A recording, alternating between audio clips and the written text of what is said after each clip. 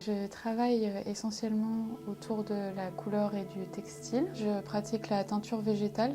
Donc je travaille avec des plantes soit que j'achète, soit quand je suis amenée à faire des projets en résidence, je travaille avec les espèces locales. Le fait de m'adapter à un environnement dans lequel je me situe, c'est très important dans mon processus de travail. Toutes les problématiques écologiques et surtout liées à nos environnements et à nos paysages, c'est ce qui m'intéresse. Et j'essaie d'exprimer un peu les failles et les souffrances que subissent nos paysages contemporains.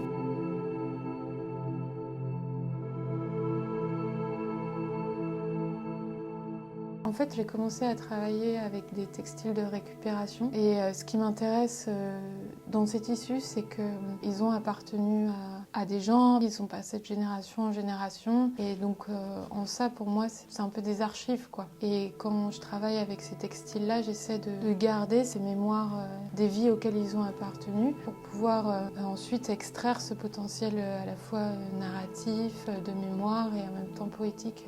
Ce qui m'intéresse aussi dans le tissu, c'est que c'est un matériau qui nous suit tout au long de notre vie. On enveloppe les nouveau-nés dans du tissu, c'est la première matière qui va venir toucher le corps. Pareil pour le défunt, dans des linges. Et puis après, tout au long de notre vie, c'est ce qui va venir nous protéger. Mais le drap, c'est aussi l'espace de l'intimité, de la reproduction. C'est aussi rattaché à quelque chose de très spirituel.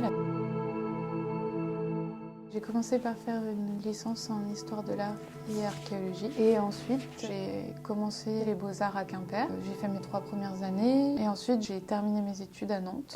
Et puis suite à ça, j'ai été dans plusieurs ateliers collectifs. Et donc, j'ai eu la chance de faire plusieurs résidences artistiques. J'ai commencé par faire une résidence à Strasbourg. Ensuite, grâce à Bonus, j'ai eu la chance de partir à Beppu, au sud du Japon. Et l'année dernière, donc, j'ai fait une résidence au Portugal à Guimarães, qui s'inscrivait dans le cadre de la Biennale des Arts Textiles. Et en 2022, j'ai reçu le prix des arts visuels de la ville de Nantes avec 3 autres artistes.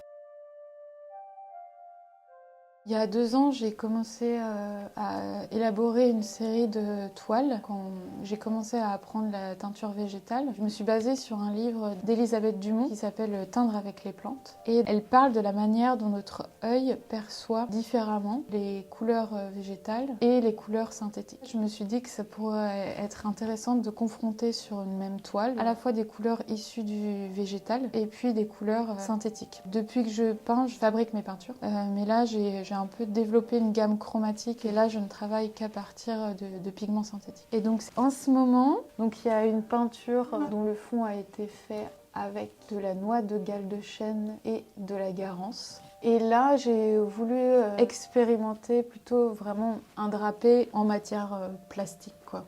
Et il y a aussi une grande broderie sur drap.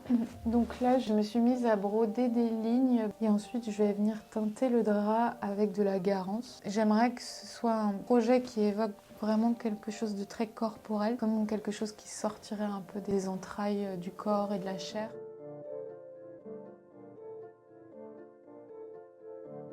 Bonus, ça crée vraiment du lien social. Moi, il y a plein de projets qui ont été débloqués grâce à des discussions que j'ai eues. Mais c'est aussi un tremplin professionnel. Moi, sans Bonus, je ne serais jamais partie au Japon, par exemple. Grâce à l'espace d'exposition qu'il y a aussi, le Grand 8, ça permet de rencontrer d'autres artistes, d'autres professionnels du monde de l'art. Donc ça, Bonus, ça donne une visibilité, en fait. Même au niveau des réseaux sociaux, ça nous décharge aussi de la communication et qui prend de plus en plus de place et de temps dans la pratique artistique. Ça vient aussi soutenir la création et le travail d'artiste en tant que tel, quoi.